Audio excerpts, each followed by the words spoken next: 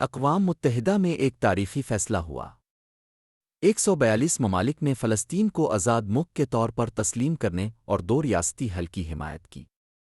حمایت کرنے والے ممالک میں ہندوستان بھی شامل ہے۔ یہ مشرق وسطی میں امن کی نئی امید ہے۔ لیکن امریکہ کا مکروہ چہرہ ایک مرتبہ پھر بے نقاب ہوا۔ اسرائیل، امریکہ سمیت 10 ملکوں نے اس اہم قرارداد کی مخالفت کی۔ اقوام متحدہ کی جنرل اسمبلی نے نیو یارک ڈکلریشن کی حمایت میں ووٹ دیا ہے۔ یہ قرارداد اسرائیل اور فلسطین کے درمیان 2 ریاستی حل کو دوبارہ فعال کرنے کی کوشش ہے۔ اس میں حماس کا کوئی کردار شامل نہیں ہوگا۔ 12 ممالک نے ووٹنگ میں حصہ نہیں لیا۔ اس قرارداد میں غزہ میں جنگ بندی کے بعد فلسطینی اتھارٹی کو پورے فلسطینی علاقے کا انتظام سونپنے کی بات ہے۔ اس میں حماس کے ہتھیار فلسطینی اتھارٹی کو سونپنے کا مطالبہ بھی شامل ہے۔ امن کے لیے ایک عارضی بین الاقوامی مشن کی تجویز بھی ہے۔ اس قرارداد میں حماس کی شدید مذمت کی گئی ہے۔ 7 اکتوبر 2023 کو عام شہریوں پر حماس کے حملوں کی مذمت کی گئی ہے۔ قرارداد میں حماس سے تمام یرغمالیوں کو فوری طور پر آزاد کرنے کا مطالبہ بھی کیا گیا ہے۔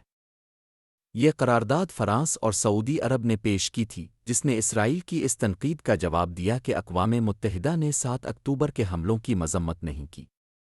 اب اس معاملے میں کوئی ابہام باقی نہیں رہا۔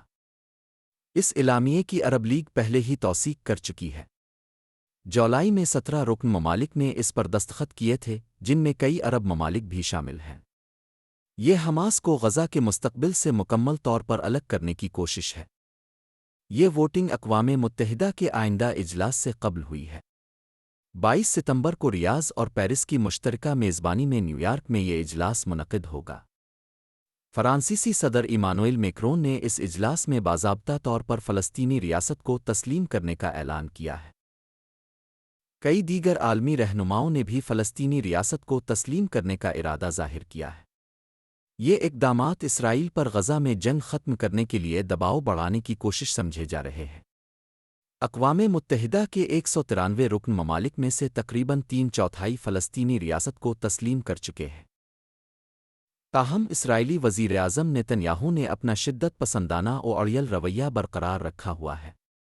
نیتن یاہو نے دھمکی دیتے ہوئے کہا کہ کوئی فلسطینی ریاست قائم نہیں ہوگی۔ غزہ کے محکمہ صحت کے مطابق اسرائیلی بربریت میں اب تک 66,000 سے زائد فلسطینی شہید ہو چکے ہیں۔ ان میں سے اکثریت خواتین اور بچوں کی ہے۔ یہ اعداد و شمار انسانی المیے کی سنگینی کو ظاہر کرتے ہیں۔ یہ نسل کشی ہے اور پوری دنیا خاموش ہے۔ اب بھی اپنی رائے دے کر عالمی بحث میں حصہ لیں تاکہ فلسطین کی حمایت کو زیادہ سے زیادہ طاقت دی جا سکے۔ اس خبر پر اپنے خیالات کا اظہار کریں، اسے دوسروں کے ساتھ شیئر کریں اور مزید معلومات کے لیے ہمارے ساتھ جڑے رہیں۔